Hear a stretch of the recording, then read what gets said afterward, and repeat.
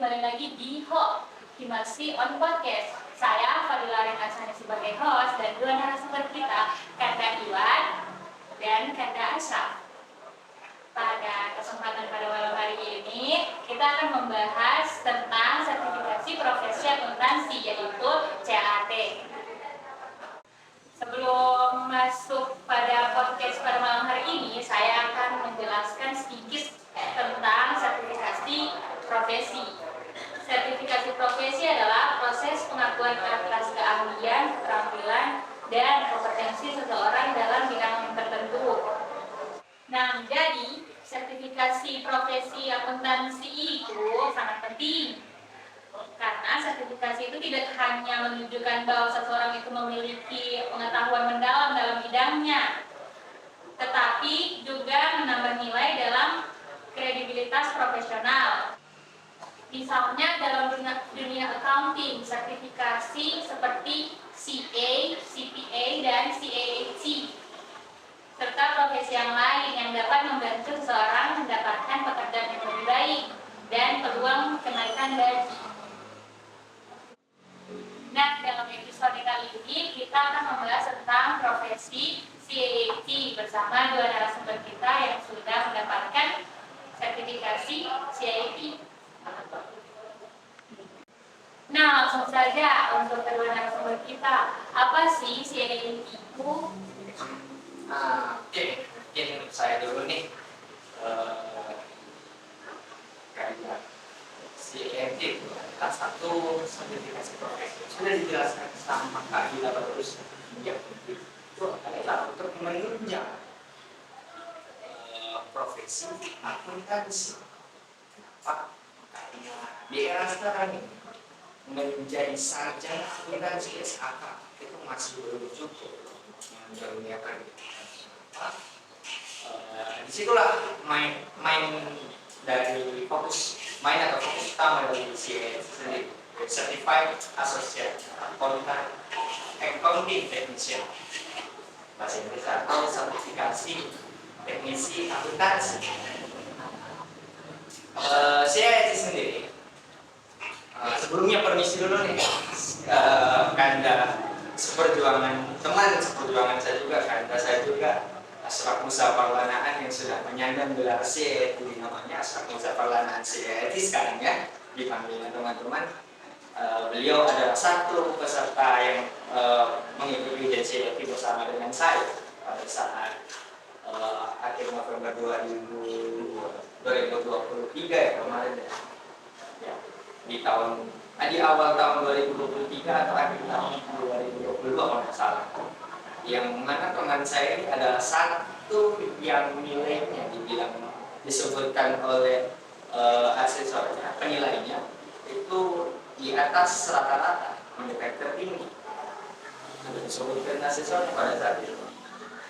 CAAT sendiri kurang lebih gelar yang menunjang akademik tadi saya sebutkan yang besar, dan satu hal yang penting, satu pembeda dari CAAT dengan sarjana akuntansi, makanya saya bilang tadi di awal itu tidak relate kalau hanya sarjana akuntansi, itu dikarenakan di CAAT sendiri itu tesnya memang ada standarnya, yang standarnya itu objektivitasnya tinggi, karena disitulah diuji pemahaman dari akuntansi sendiri, bagaimana jadi teknisi akuntansinya nanti apalagi di dunia kerja, itu sudah ada gambarannya di CAAT sendiri, di tes termasuk K3,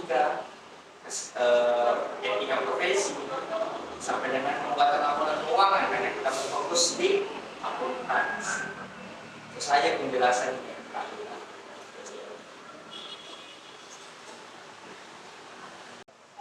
Nah, teman-teman, sebelumnya sudah dijelaskan sama Kanda Ridwan tentang CAAT itu apa. Nah, bagaimana menurut Kanda Ashraf itu CAAT itu apa?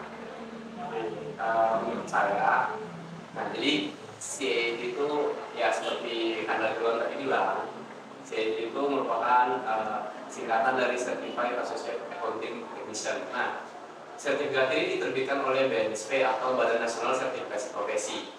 Nah, tesnya sendiri itu terbagi menjadi 7 poin. Yang tadi beberapa sudah kan dari Ridwan sebutkan seperti pembuatan laporan keuangan, K3, etika profesi.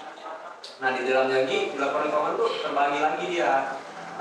Ada dari proses entry jurnal, ada besar, neraca saldo, terus ada laporan jurnal penyesuaian, terus laporan laba rugi, perubahan likuiditas, dan juga laporan neraca. Jadi tesnya itu juga bukan hanya kita mengerjakannya di kertas, tapi kita mengerjakannya di aplikasi Microsoft Excel. Nah, jadi dia ujiannya itu sudah sepaket dengan ujian kompetensi Microsoft Excel seperti itu. Nah, sertifikat CAT sendiri ini itu disediakan lagi teman-teman. Jadi tidak terbatas di sertifikasi CAT sendiri. Jadi bisa naik tingkat lagi kalau kita ikut ujian tambahannya. Jadi ada beberapa tingkatan, ada CAT, ada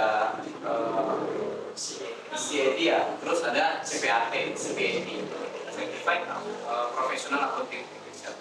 Itu tingkatan tertinggi lah dari sini. Itulah dari saya. Tapi kayaknya kita pas ujian lalu nggak pakai Excel. Oh iya, kita pakai spreadsheet, tapi sama. Gambaran. Ya. Wah, menarik sekali ya teman-teman. Dari penjelasan sebelumnya nih, kan sudah dijelaskan apa itu CAT. Nah, sekarang kita akan menanya apa sih manfaat CAT itu untuk kita. Siapa dulu? Kopi dulu. Manfaat. Yang pertama, manfaatnya itu sendiri ini yang saya rasakan ya. Manfaat pertama bisa sombong. Di belakang nama ada gelar. Di belakang nama ada gelar. Ada tadi sedikit kayak. Yang pertama bisa sombong. Kedua, setidaknya kualitas pengukuran kualitas di bidang bisa akuntansi, teknisi ada di sertifikat itu. Karena kalau kamu cuma di kelas bisa buat akuntan keuangan nilai mata kuliah A, itu belum tentu ke Anda di bidang teknisi akuntansi. Okay? Ada sertifikasi yang menunjukkan bahwasanya yang melewati sertifikasi itu sudah punya skill di atas standar yang telah ditentukan nasional. Yang ketiga, orang lebih percaya secara relasi. Kenapa? Perusahaan-perusahaan saya tempat sama Gang kemarin itu tahu dengar saya punya sertifikasi CAT, saya nggak lagi di coaching di bagian keuangannya, tapi langsung ini bagian keuangannya dia menjelaskan secara internalnya, menjelaskan bagaimana proseduralnya, dan kita lanjut sendiri tanpa perlu makan waktu lagi. Jelas lebih efektif dan lebih efisien. Keempat, saya pernah ini dari ya ada relasinya juga, ada juga pengaruh manfaatnya dari CAT sendiri. Secara relasi itu pernah saya dapat pekerjaan dari salah satu dosen saya yang mana ada teman dari dosen saya itu minta dibuatkan laporan keuangan, dan karena mungkin saya juga salah satu yang dikenal dan saya juga memiliki sertifikasi, diberikanlah pekerjaannya ke saya, dipercayakan ke saya, dan saya bisa menyelesaikan karena kita sudah tahu bagaimana gambaran dunia kerja dari sertifikasi organisasi. Oke, kalau dari saya itu sebenarnya kita beda-beda jauh. Jadi benefit atau keuntungan dari mendapatkan sertifikasi profesi CAT ini yaitu yang pertama poin plus di mata HRD. Nah, jadi menurut riset saya pribadi untuk beberapa lowongan-lowongan di luar sana diutamakan itu yang bersertifikat. Betul Kan? betul. Nah, jadi HRD itu kadang posting lowongan kerja. Jadi misalnya kualifikasinya lulusan sarjana akuntansi, terus pengalamannya 2 tahun, terus di bawahnya kadang ada tambahan bersertifikat Lebih diutamakan. Nah itu kadang sertifikatnya ya ada beberapa macam, ada CA, ada CAT yang kami berdua sudah punya, ada juga pajak brevet. CTT udah punya juga. Jadi itu merupakan salah satu poin plus di mata HRD. Nah yang kedua juga itu relasi. Nah semenjak ikut CIT ini kita jadi lebih dikenal di kalangan pekerja karena ya kita sudah tahu punya pembuktian atas kemampuan kami. Kita bisa mempertanggungjawabkan hasil dari perkuliahan kami di dunia kerja seperti itu. Terus juga ya itu pekerjaannya datang dengan sendirinya. Kadang-kala seperti itu. Jadi kayak contoh pekerjaan yang Kanda Ridwan sebutkan tadi, saya juga dapat bagian seperti itu. Ya itu saja dari saya. Tapi saya baru ingat satu mob yang tadinya bisa yang lebih diutamakan yang bersertifikat. Saya barusan beberapa bulan yang lalu punya pengalaman itu coba melamar ke perusahaan yang mana kualifikasinya tuh kualifikasi pekerjaan, jadi ada work from home, WFH atau remote control kan. Kemudian fokusnya memang akuntansi dan perpajakan, yang mana syaratnya itu sarjana akuntansi, terus berpengalaman minimal 2 tahun, bersertifikat profesi lebih utamakan. Nah, kan saya itu kan masih belum punya nih pengalaman. Dan secara dunianya karena masih, sebenarnya kita ini kan yang berkuliah kan masih angkatan bukan kerja, yang mana pengalaman sendiri masih belum karena belum masuk di dunia kerja. Jadi dari 3 syarat itu kan 2 saya nggak memenuhi, tapi 1 saya memenuhi. Tapi saya coba lamar saja, diterima. Saya terima. Manfaat. Dan ini bisa sombong. Wah, setelah mendengar manfaat yang rekan sudah jelaskan tadi, kira-kira teman-teman kepo nggak sih gimana sih proses mendapatkan sertifikasi CIT itu? Apakah ada persyaratan khususnya atau gimana tuh Kanda? Persyaratan khusus yang mendapat nilai tertinggi. Waduh. Jadi untuk persyaratan khusus mendapat sertifikasi profesi ini, setahu saya nih ya, itu tes ini bisa diikuti oleh mahasiswa SMK akuntansi, itu mulai dari minimal SMK. Jadi kita dapatnya nanti di perkuliahan. Mungkin kalau mau dibilang nih ya, itu tidak beda jauh, mungkin lebih di atas ya, kurang tahu lah, lupa sama ujian. Kalau di SMK itu biasanya LSP atau UKK, itu kurang lebih mirip lah, ada miripnya. Nah terus prosesnya ya belajar apa yang kalian kurang paham dari mata ujiannya, seperti itu. Jadi kan kayak saya sebutkan tadi ada 7 mata ujian, ada pembuatan laporan keuangan, ada K3, ada etika profesi, ada juga Excel, sama aplikasi akuntansi. Nah jadi kalau saya kemarin itu persiapannya belajar di bagian aplikasi akuntansi, karena saya sudah lumayan lupa proses pengoperasian aplikasi akuntansi.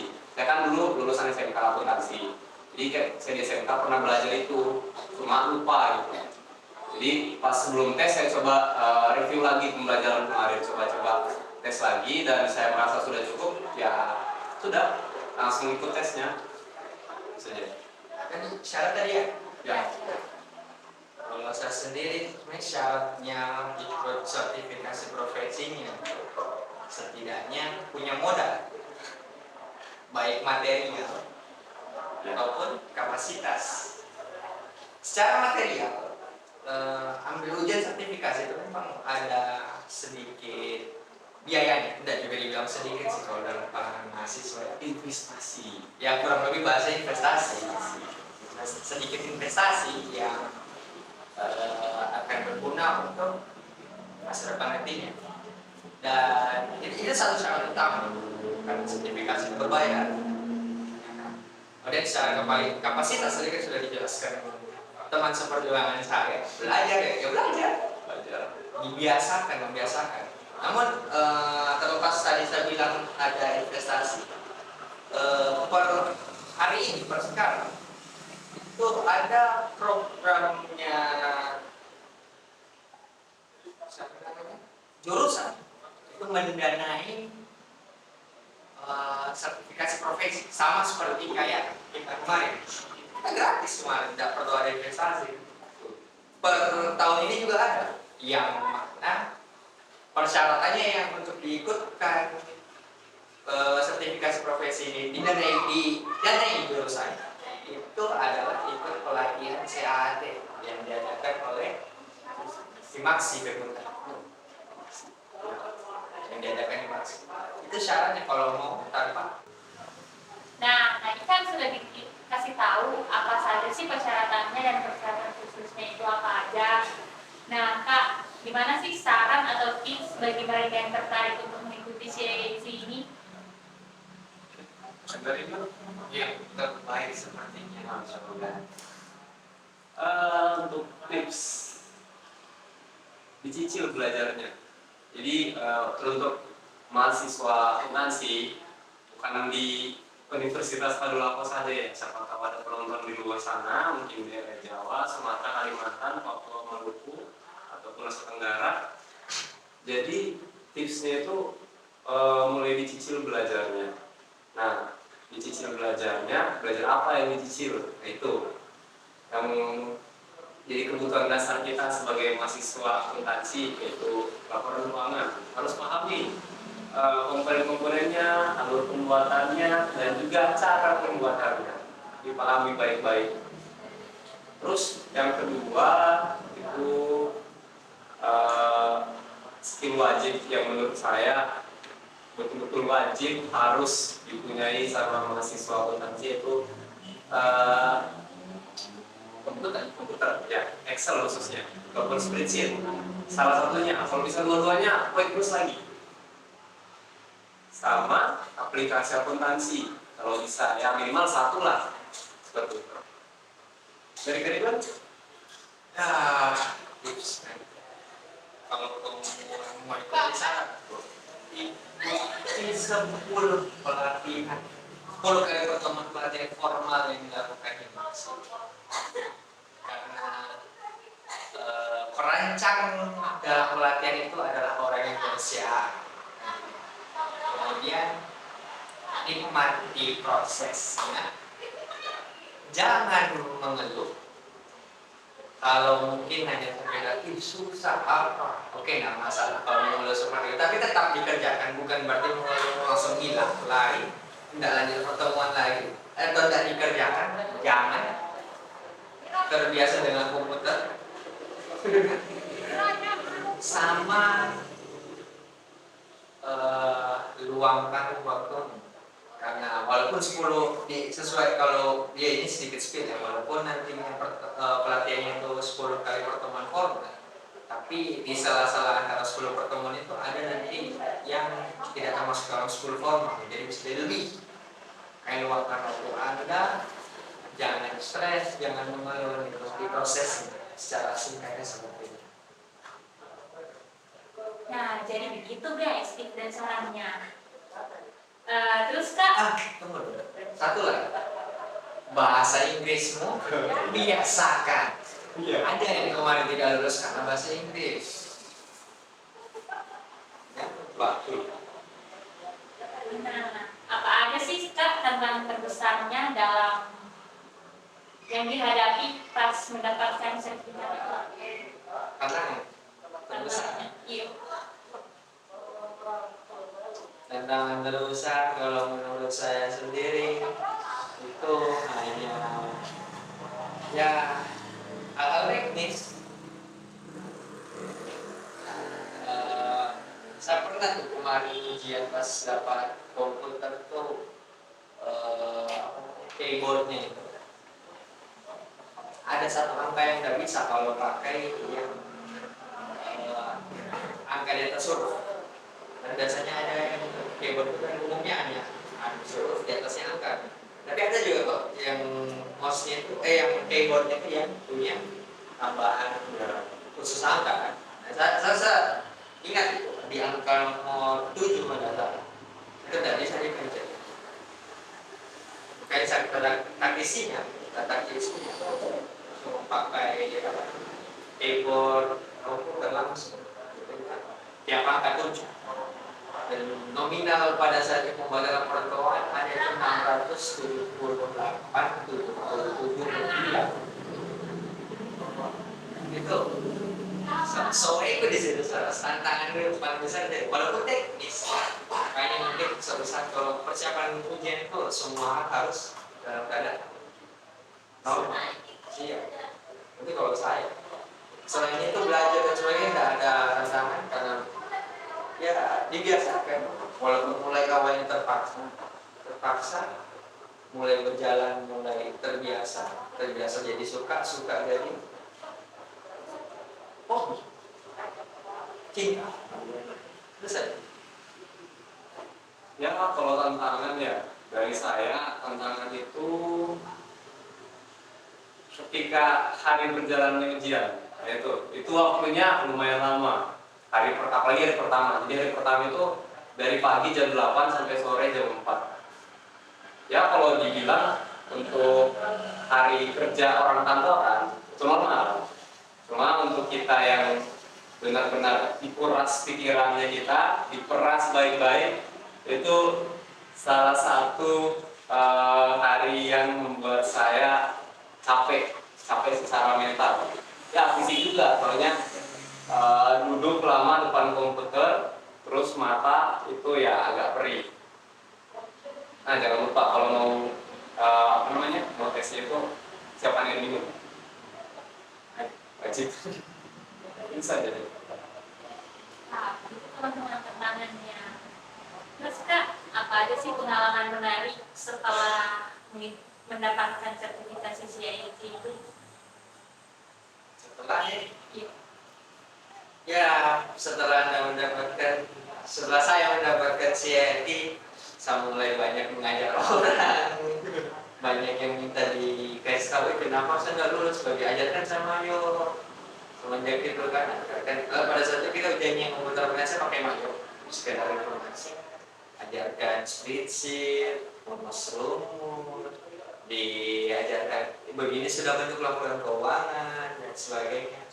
Ya banyak juga. Salah satunya itu juga dari di awal masuknya pekerjaan. Ya kerjaan yang cari kita, bukan kita lagi yang cari pekerjaan yang datang kan maksudnya. Dan itu saja sih. Ya kalau saya itu kurang lebih sama. Ya salah satunya jadi asisten praktikum khusus bagian praktikum pengantar akuntansi. Nah jadi isinya ya mirip-mirip lah sama mata ujian yang telah kita lewati.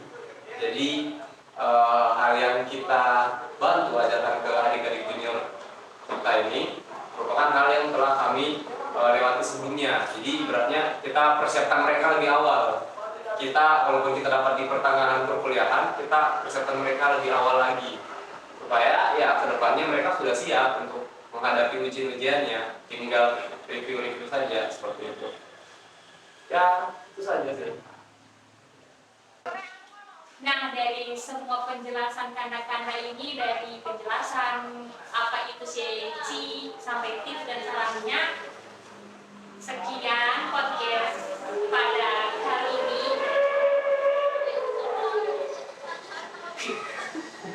Assalamualaikum warahmatullahi wabarakatuh.